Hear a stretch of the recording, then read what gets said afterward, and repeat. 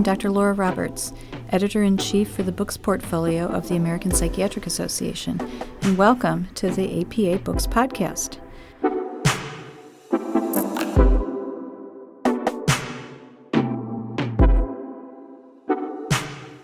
I'm so delighted to talk with Dr. Altha Stewart today. Wonderful psychiatrist, and she's the Associate Professor, Chief of Public and Community Psychiatry, and the Director of the Center for Health in Justice-Involved Youth at the University of Tennessee Health Sciences Center. That's located in Memphis, Tennessee. Her newest additional title is Senior Associate Dean for Community Health Engagement in the College of Medicine. Altha is the past president of the American Psychiatric Association. She served from 2018 to 2019. She's the association's first African-American president. She's amazing. She also served as the president of the Association of Women Psychiatrists and the president of Black Psychiatrists of America. We're going to talk a little bit about a book that she and Ezra Griffith and Billy Jones, also psychiatrists, wrote on Black mental health, patients, providers, and systems, which is truly a wonderful, wonderful book. So welcome. And Altha, thank you so much for joining us. Well, thank you, Laura, for having me. I have to say, this really is a wonderful book, and I was reflecting on when we first received the book proposal and just what a great project it was, just jumped off the page. Well, thank you, Laura, again for the opportunity. I've had a year now since my presidency ended to really reflect back, and the way it unfolded is actually a great story. And I should tell you that as a Black person in America, I come from a family of storytellers. And so I love the story of how this book came to be. And I think it reflects in large measure some of the things that made it so important that we tell the story that we wanted to tell. It started with a very casual conversation in a hallway in a convention center at an APA annual meeting where I met up with Dr. Ezra Griffith from Yale and Dr. Billy Jones from New York. Both of whom had been mentors and role models and teachers, while not formally trained under them. Certainly, I learned at their knee how really to be both a great psychiatrist and a great community psychiatrist, but also what it meant to be a psychiatrist who was Black, African American. Mm-hmm. And so we met in the hallway outside one of those big lecture rooms and started to chat. And I believe it was Ezra who actually started the discussion. We should write a book. If you know Ezra, you know he is not easily deterred once an idea comes into his mind. And so we stood there maybe 15, 20 minutes. I tried walking away. They walked with me.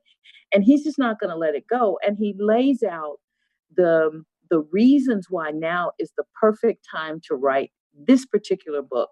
It's been a while, he says, since there's been something this comprehensive as I'm thinking, that tells a real story about both the history of American psychiatry and the role that Black people have played, but also lays out a framework for clinical care, for education and training, and for the necessary research that needs to happen to really improve the quality of care for Black patients.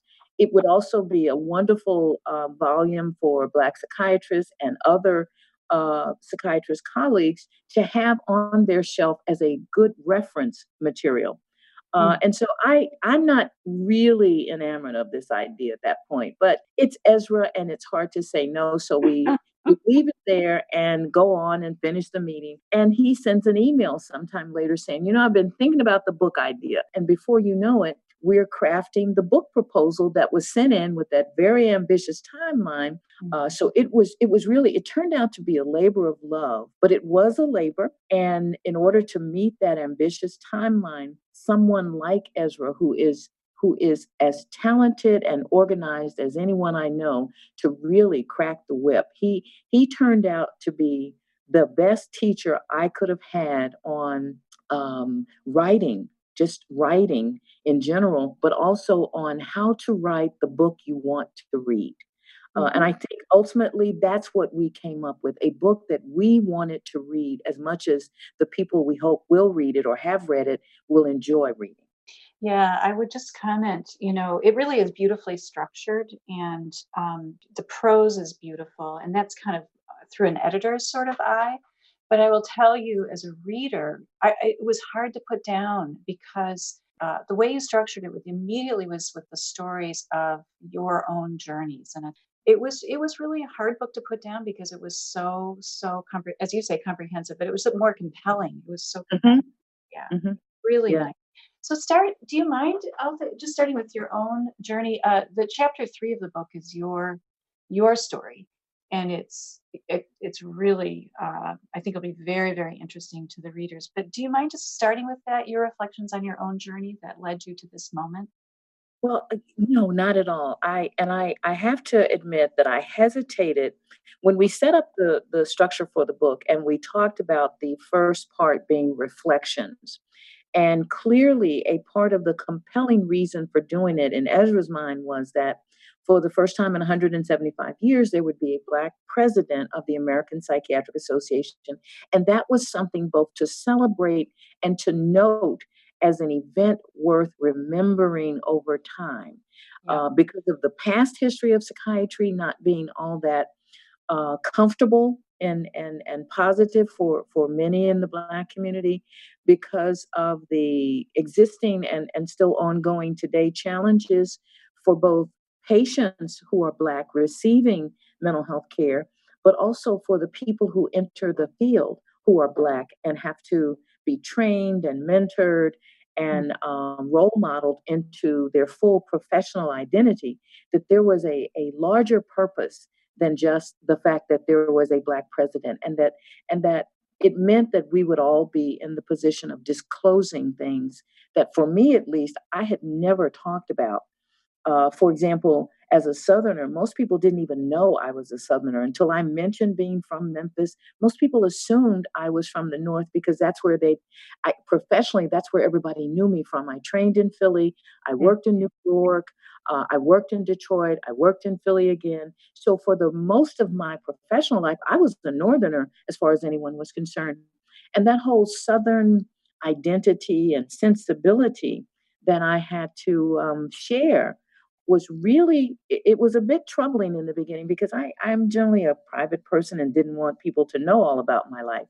Mhm. But as I began to reflect on how I came to be the person I grew into and the person who became president of the American Psychiatric Association, I mean, we're talking about 39,000, almost 39,000 member psychiatrists, largest psychiatric society in the world, oldest in the nation. That for a little Black girl from the South, from the most economically depressed part of the city of Memphis, that was quite an accomplishment. And telling that story really opened me up to talking in more clear detail anyway about the price that people pay to get to where they want to get, to do the things they want to do. Mhm. And so, talking about growing up in the town where Martin Luther King was assassinated and the impact that had on me from a race relation standpoint, mentioning that the first time I heard the N word was really very jarring. Mm. Letting people know what it was like to be a Black trainee, even in a program, a community psychiatry program, headed by someone who really was, in today's words, an ally, but who was also bound by a structure that structurally perpetuated racism and racist tendencies and practices when it came to the practice of psychiatry. So Mhm. for me, that was very much a lot of opening up about things that I had never planned to share. But I'm glad now that I have, because I can't tell you the number of young, particularly Black women residents who have shared with me their own similar story and realize that it takes a lot to make it, but it's worth it in the end. So I'm glad I did it, but setting the book up that way, I think, was just genius, because it does draw the reader in. When you hear the story of my road to the top of the APA, of Billy's road to be Mhm. a gay Black man in the armed forces who comes out to a spectacular career, to Ezra being an immigrant from the West Indies who comes and has to find his way and find his place in his chosen profession. And then the final story about the 1969, I like to call them the walkout group, I mean, the walk in group. Hmm. because these are the people who led the way within the APA organization that has resulted in all of the work that has come since, all of the minority and underrepresented caucuses, all of the positions in governance that have anything to do with an identified, designated place for that voice within the organization. That started with a small group of Black psychiatrists, mostly men, but a few women, who demanded an audience with the then Board of Trustees and said, enough. We have had enough. We are full fledged members in this profession, and we demand to be recognized and represented. Well, just even that illustrates so much. But I do want to comment on the generosity of telling your story. And it is genius too. I totally agree, but it was very generous. And I totally understand what you're saying about being a private person, but the demands of leadership and the use of Mhm, yourself in your own story and leadership. So that was extraordinary. There was a sentence in your chapter about how you observed as a young person that they were killing good Black people who were speaking out. That's the phrase you used. And mhm, I think about that walk into the APA and the courage that those Black psychiatrists showed in mhm, insisting that things change. And when I look at the world right now, the courage and also generosity as people take on risk to help others, right? To help bring mhm, about social change. You also, in your notes to me, made a mention about parable, mhm. but it was such a great image about how the importance of telling the story, but also understanding and appreciating not everyone's going to hear the story. Is that Mhm. is that what you meant? It has actually two meanings, both Yeah, of which I'm very fond of.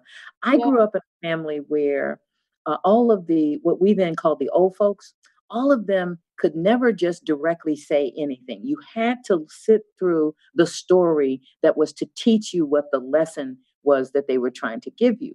And Mhm. so I grew up in this environment where my dad, who was a great storyteller, told some of the best shared some of the best parables I've ever heard in sort of just general social settings, and also the kind that stuck with me as I grew older. As a child, you don't really appreciate the significance of the story. You just want to get to the end and just tell me what you want me to do. And so for me, it was a reflection on how important that was to me culturally, and in general, how important it is to the Black community that people hear the story, that people listen. People want to be heard, and that's how we educate. In the absence of formal education for hundreds of years, people learned what to do, how to survive, how to escape, how to be free through these stories that were told. Sometimes they were put to music, and we sing those songs today. And sometimes they are the things that are handed down in families and communities about what so and so did that allowed them to get to this point that everyone ought to try to model if you want to get to that point. The parable of the sower, though, is in respect out of respect to Octavia Butler. I'm a big science fiction fan, and I grew up reading science fiction, never knowing there was actually a very accomplished Black science fiction writer until I ran across Octavia Butler's books. Mhm. And one of her books was The Parable of the Sower. Ah, And so every chance I get to be mindful of, and this is part of the things that weren't actually spoken, but that were part of the narrative that we tried to craft within American society. People like me, Black people who are professional and who have ascended to a certain level of status and power and influence, we have had by the virtue of wanting to be successful, we have had to exist as bicultural beings. I can quote Shakespeare, but I also quote Maya Angelou. I reflect often on the words of W.E.B. Du Bois as indicators of how to frame a discussion, but I also recognize that I need to also understand in certain circumstances the reflections in the works of certain white authors. I'm a Southerner, so I know Tennessee Williams, I know William Faulkner, I know Eudora Welty, but I know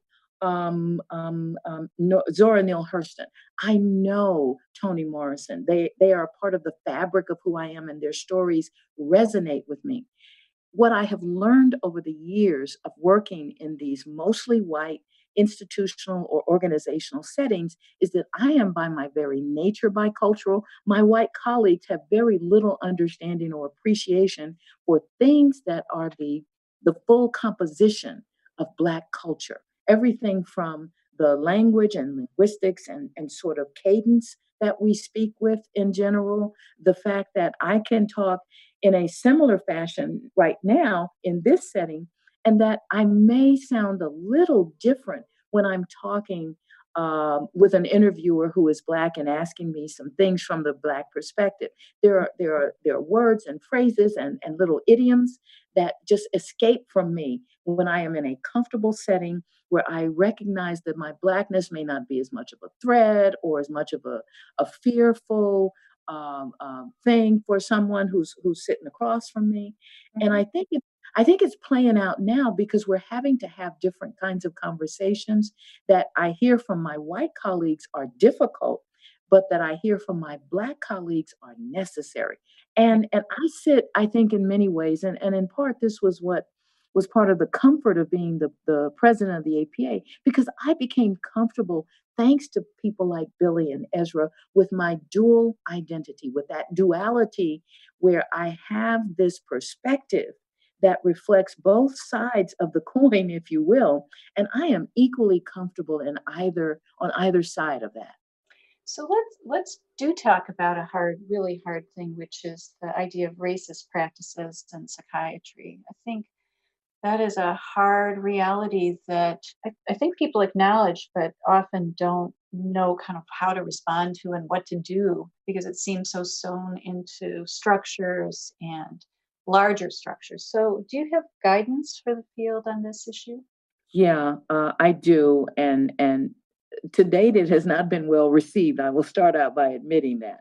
Mhm. Um, because I'm from that generation. I am old enough and trained at a time when my teachers, when the faculty that taught me basics of psychotherapy and basic understanding of the brain as we knew it in the 70s and the role that it played in mental illness and all of those things. I can remember being assigned readings that said Black people are not appropriate for psychotherapy. They don't have the cognitive ability, they don't have the appropriate affect and other things, and will not participate in a meaningful way. So don't waste your time. I mean, they weren't that concrete, Yeah. but that was the message that was delivered to those of us who were in training.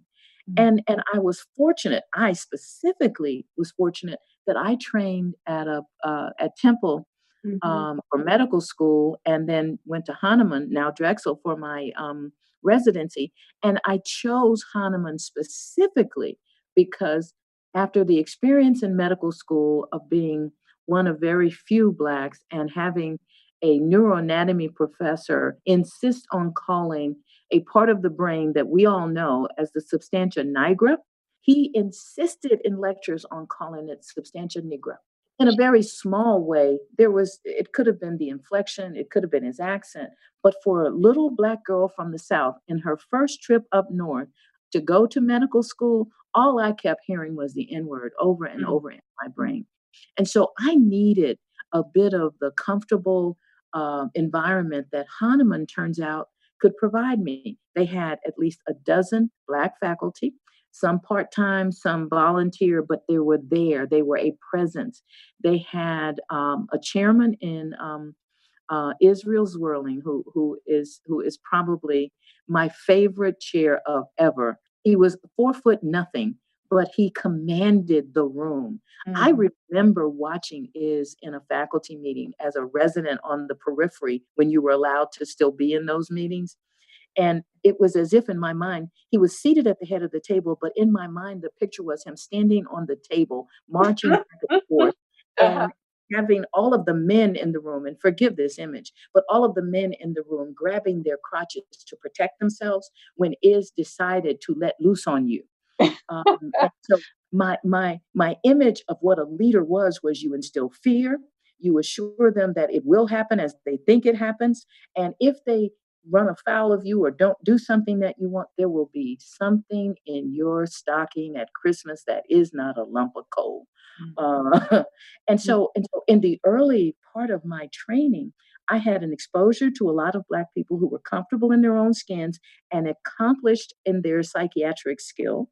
I had a chairman who understood the importance of demonstrating and modeling leadership for people who feel marginalized and disenfranchised. And remember, this is a little short Jewish guy from the Bronx. So he'd had his share of challenges. And then I had a class of residents that I trained with. It started with me as the only Black, but another guy joined in my second year. But I had a class of residents who were very forward thinking in the social justice area and where we bonded to this day. One of them is like a brother to me. We are as close as family and would do anything for each other. And that goes back to the mid 70s, late 70s, early 80s. So for me, having that starting point led me to a place where I can think and do things without hesitation. And that built that confidence that my family gave me early on with the unconditional love and all of that stuff growing up in the South as a little Black girl that continued through my training years and then got amplified as I became a full-fledged member of the profession, working as a, post-training, in my post-training period, running a unit, working for the city of Philadelphia as the medical director of the Office of Mental Health, and then being hired by Billy to be his senior deputy for clinical work when he was mental health commissioner in New York, and him giving me free reign to learn and grow and develop as a professional, such that when he was promoted to work at Health and Hospitals Corporation, he recommended that I remain in the department as the commissioner of mental health in New York City, and I was not yet 50 years old. Mm-hmm. Wow. I was still relatively young professionally and chronologically at that point. So these are the experiences, I think, that make for someone like me being able to do some of the things that I've been able to do, but also to be able to share that experience so that others can see how they can model their lives, not to be like me, but to use the things that I've learned and am willing to share to make it happen for them. Yeah. Well, as you're speaking, and I was noting this when I looked up your biography, you have worked in some very hard hit communities. I mean, the tragedy of the Hahnemann closure, I think, is Mhm. just, a Yeah. profound injury to the community, and it's just such a rupture on so many levels, that particular closure. But Hmm. you also, with your work in Detroit and Hmm.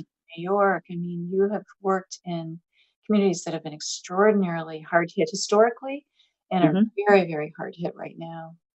Yeah. I like to describe my career trajectory as if you do a background check on me, the elementary school I went to is no longer in existence. The high school I went to was closed. I transferred to an all girls Catholic high school, which also closed. My college became a university, so it does not carry the same name. And now my training program, my residency training program, is gone and has evolved into the Drexel hospital, program, but even that is not existing as a psychiatry residency. So a background check on me would lead people to believe that I'm just nowhere. I just evolved out of thin air. Reflect on that for just 1 minute. I mean, what Well, what is that? my original theory was because I had worked at these places or been at these places, they could not survive without me. Of course, that's a bit, just Well, I'm positive that's right. have a flair for the dramatic. I actually wanted to be an actress, and my mother snookered me into becoming a doctor. But that's a story for another day. But I think in some measure, I reflect back on my career as I've been in places, and not just the training programs, but my jobs. I've been in places where when I was hired, it was to perform some transitional, transformational act. And I got used to, after the first couple of jobs in Philly and then moving on to New York, I got used to being what I would describe as the consummate transitional object in an organization. That my job was to come in and shake things up, create a new path, develop a new strategy for moving forward, and then be comfortable leaving before it actually became actualized. It was as if I didn't need to be there to relish in what I created. I just needed to be part of creating it.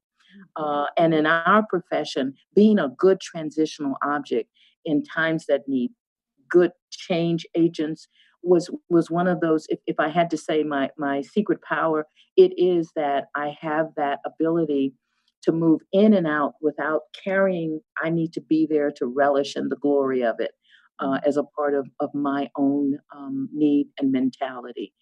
Although I do think there is something to be said for the fact that when I've worked in government jobs and been appointed, everyone who appointed me lost their reelection. So there may be something to the fact that if you hire me in an appointed position, you may lose your next election. So I don't know if that's real or not, but it does seem to have happened in Philly and New York and Detroit.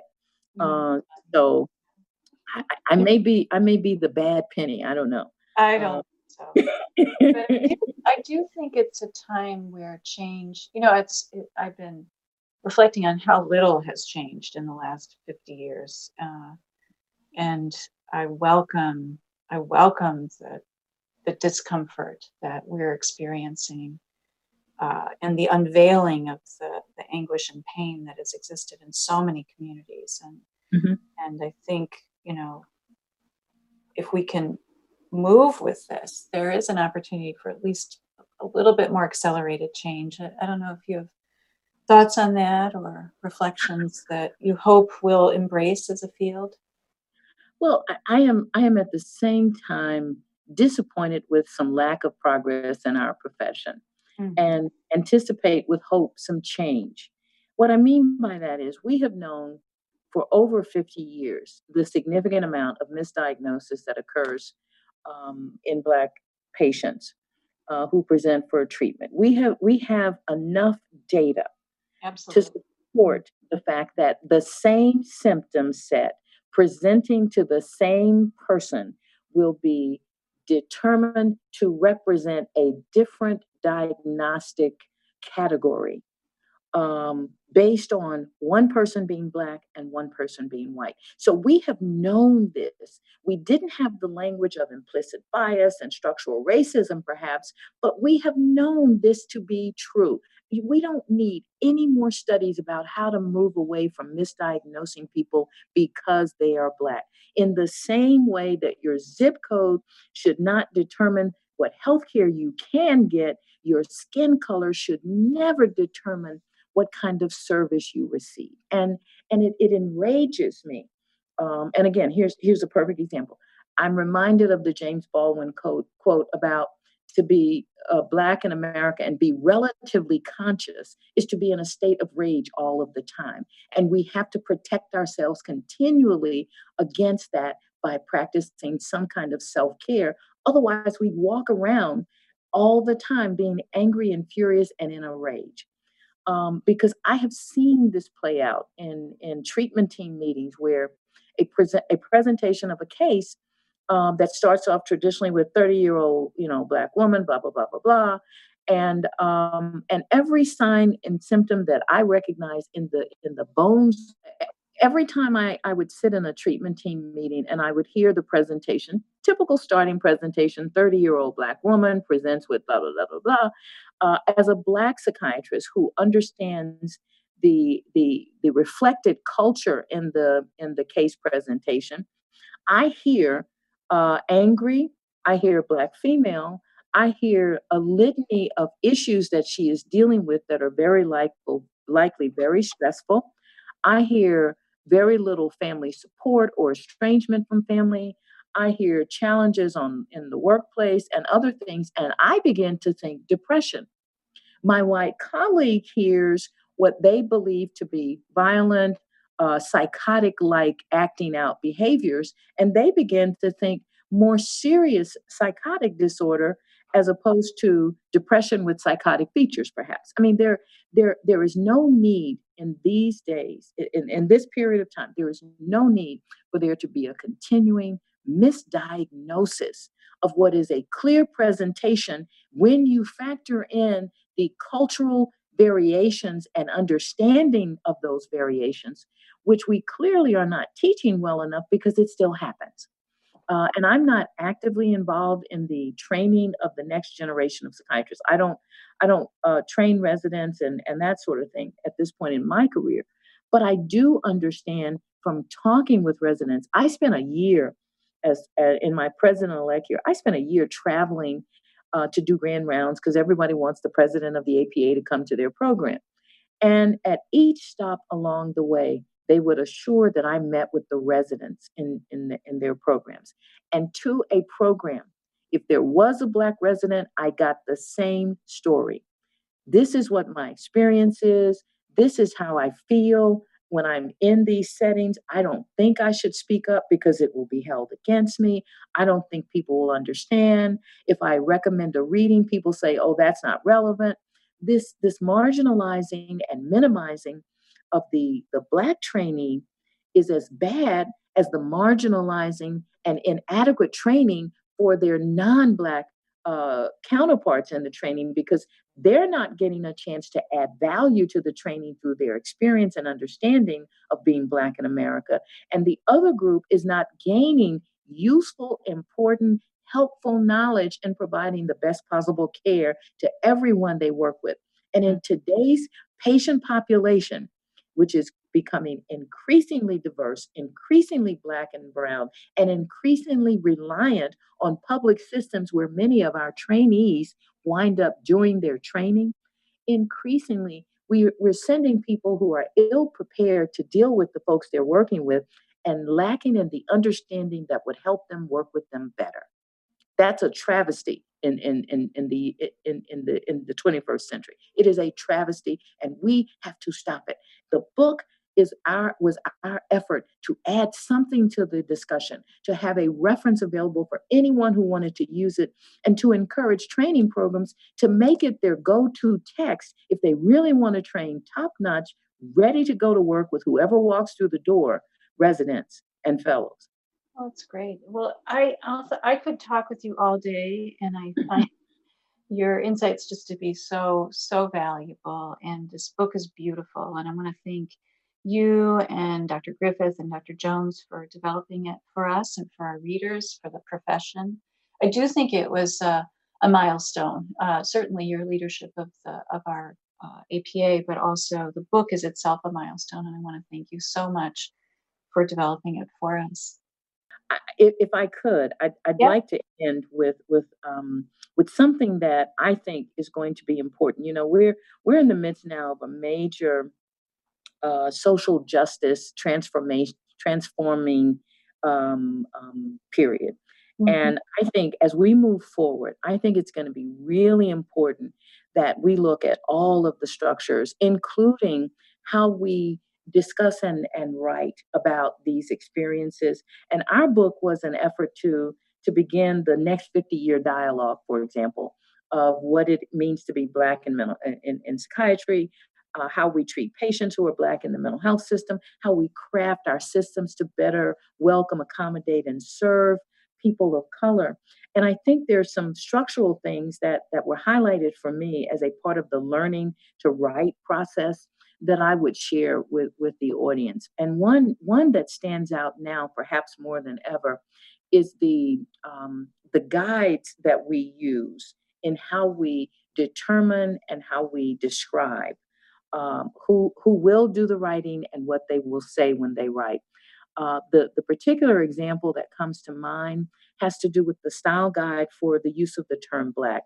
I had never been exposed to the official publishing world, to there being a guide to how you actually spell things, and how you identify what these things are. And so I remember writing my entire chapter capitalizing the word Black when referring to people.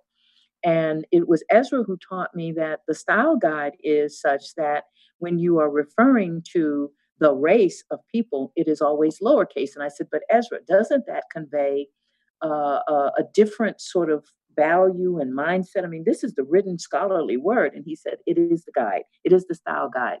And so as we are looking at systems that reflect things that impact how people feel and what they think about themselves and others, I'm hoping that one of the changes structurally that comes out of this is a rethinking of how we master those things. Because I think for me, it was a watershed moment that my personal belief is that you minimize and disrespect people by the way you describe them. I am on a campaign, for example. I work in the juvenile justice system, but children must be called children with me and not juveniles because of the message it conveys. Similar tone in the style guides, and I just want to reflect on that. I've been thinking a lot about it, but I want to reflect on that with someone at your level, as to how we go about making sure that that designation does not translate into some indication or illustration or definition that could be very confusing. At the same time, we're pushing for more of this kind of work, because I think there is an inherent conflict there. And I'm very interested in making sure that we leave no stone unturned in the work that we're about to embark on. So I just wanted to add that as part of my Yeah. closing. No, I think that's a wonderful point. And I mean, these style guides are not truth. They're adopted practices that are influenced, and can be influenced is the point. And so I think it's fantastic that you're elevating that. And it also gives me the opportunity to talk about how we do have a few more books that I think you will find to be of value. Ruth Shim and colleagues just put together a beautiful book on social injustice, mental health. Yeah. Really, it's just a gift to the field too. Is it out yet? Is it out yet? I'm ready for it. Yeah, no, we're all waiting for it. No. Ruth and her colleagues sent it to us, and again, it's the same thing where you just cannot put it down. But I'm waiting. I want these next books. I want us to shape and change and influence things. And again, I love that you're raising just. It's such a great example of how a style guide itself is so socially bound and culture bound. Importantly, historically bound, and can be influenced and changed. So by raising issues everywhere, we can at least bring into greater awareness these issues that are so important. But it will take, this almost universal comprehensive effort. But it's good. Yes. Bring it is what I say. Thank you for this opportunity to reflect on that book that made such an impact on my life, and I hope will be impactful for others. Thank you so much. Our host is Dr. Laura Roberts. She is the Catherine Dexter McCormick and Stanley McCormick Memorial Professor and Chairman of the Department of Psychiatry and Behavioral Sciences at the Stanford University School of Medicine. She is also Editor-in-Chief of the Books Program at American Psychiatric Association Publishing. Our original music is by Willow Roberts. Our executive producer, Tim Martin. This podcast is made possible by the generous support of Stanford University. We are a production of American Psychiatric Association Publishing, John McDuffie Publisher. To purchase copies of this book or other books by our guest or host, please visit www.appi.org. That's appi.org. We hope you enjoyed this podcast, and thank you for listening.